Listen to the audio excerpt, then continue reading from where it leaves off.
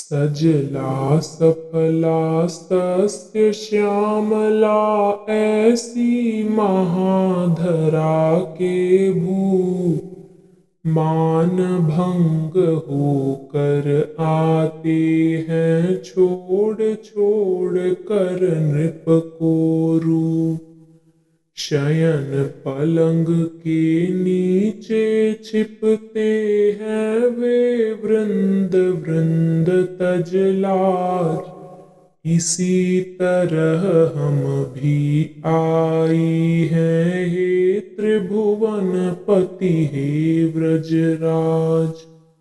ईशर सदृश मुखार विंद है, कमल सदृश लोचन है लाल।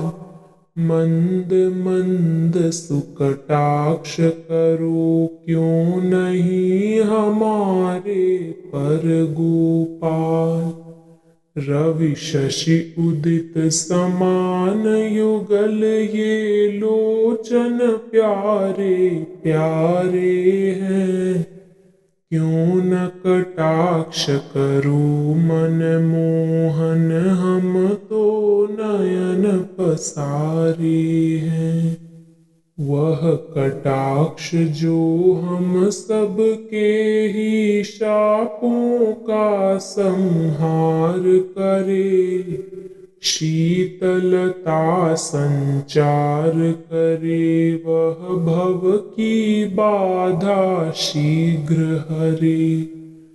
उस कटाक्ष ने अगणित जीवों को भव से निस्तारे हैं। हे जानू जी, अब ये ही मन के छंद हमारे हैं। हे जानू जी, अब ये ही मन के छंद हमारे हैं।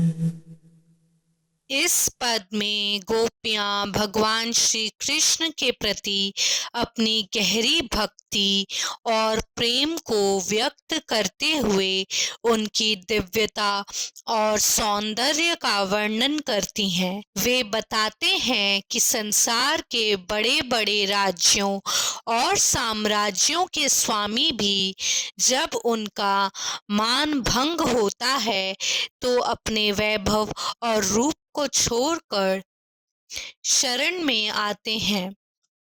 वे यह भी कहते हैं कि जैसे वे राजागण अपनी लज्जा भूलकर भगवान की शरण में आते हैं, वैसे ही वे भी भगवान की कृपा पाने की आकांक्षा में उनके पास आई हैं। भगवान के रूप और सौंदर्य का वर्णन करते हुए गोपियां उनके मुख को केसर के समान उज्ज्वल और उनके नेत्रों को कमल सदृश लाल बताते हैं। वे आग्रह करती हैं कि भगवान अपने सुंदर कोमल और प्रेमपूर्ण कटाक्षों से उन पर कृपा करें। गोपियां भगवान के कटाक्ष की महिमा का वर्णन करते हुए कहती हैं कि उनके मंद मधुर कटाक्ष न केवल शापों का नाश करते हैं, बल्कि जीवों को जीवन की बाधाओं से मुक्त कर शीतलता और शांति प्रदान करते हैं। ये कटाक्ष संसार के अनगिनत जीवों को भव सागर से पार लगाने में सक्षम है। अंत में गोपियां भगवान से आग्रह करती है कि वे अपने दयालु नेत्रों से उन्हें देखें और उनके जीवन को धन्य करें। वे कहती हैं कि यही उनकी सबसे बड़ी इच्छा और मनोकामना है। इस पद में गोपियों की गहरी भक्ति भावना के प्रति पूर्ण समर्पण और उनकी कृपा की आकांक्षा को अत्यंत सुंदर और भावपूर्ण तरीके से प्रस्तुत किया गया है।